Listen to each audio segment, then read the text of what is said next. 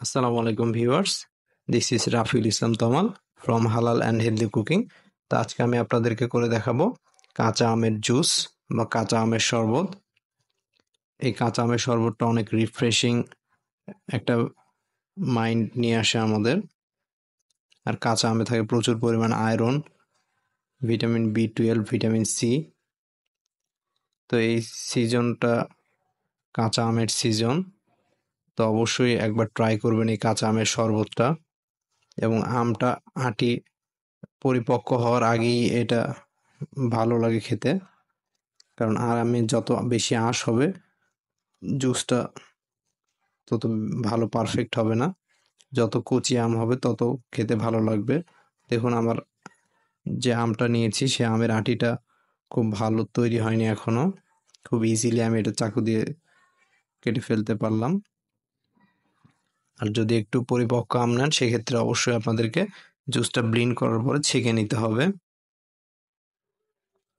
আর চেষ্টা করবেন কম আঁশযুক্ত আম ইউজ করতে।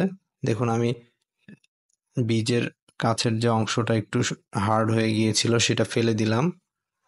আর আমগুলোকে এভাবে একটু ছোট ছোট টুকরো করে নেবেন।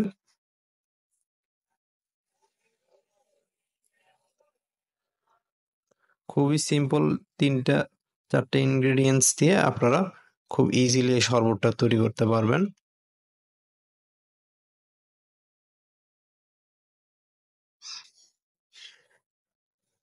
আমি সাভারে থাকাকালীন একটা শরবতের দোকানদার আঙ্কেল আমাকে ফ্রি খাইয়েছিল, আমাকে আর আমার ফ্রেন্ডকে, এই কাঁচা আমের জুস।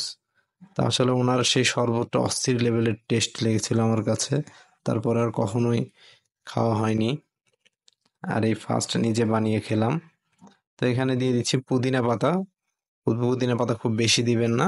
আর দিয়েছি অর্ধেকটা কাঁচামরিচ। আর দিয়ে দিচ্ছি বিট লবণ 1/2 চা চামচ। দিয়ে দিচ্ছি 3-4 টেবিল চামচ চিনি।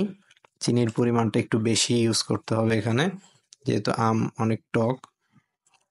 আর কাঁচামরিচের ঝাল বুঝে আপনারা ইউজ করবেন। ঝাল কম হলে অর্ধেকটা মরিচ ইউজ করবেন, আর ঝাল বেশি হলে 1/4 মরিচ এখানে ইউজ করবেন, বা একটা মরিচের 4 ভাগের 1 ভাগ। তো দেখুন ভিউয়ার্স, আমি আমগুলোকে ব্লেন্ড করে নিচ্ছি। খুব সহজেই আমগুলো ব্লেন্ডারে ব্লেন্ড করা যায়। তো ব্লেন্ড করার সময় আপনারা খুব বেশি পানি দিবেন না, 1 কাপের মতো পানি দিয়ে ব্লেন্ড করে নেবেন। তারপর আপনার পছন্দ অনুযায়ী পানি অ্যাড করে এটার থিকনেসটাকে বাড়িয়ে বা কমিয়ে নিতে পারেন। তো দেখুন ফ্রেন্ডস, আমি এখন একটা গ্লাসে এটাকে সার্ভ করেছি। দেখলেন তো কত অল্প সময়ে ঝটপট তৈরি হয়ে গেল রিফ্রেশিং, মাইন্ড রিফ্রেশিং একটা শরবত। তা আজ এ পর্যন্ত। ভিডিওটা ভালো লেগে থাকলে একটা লাইক দিয়ে দিবেন। আসসালামু আলাইকুম।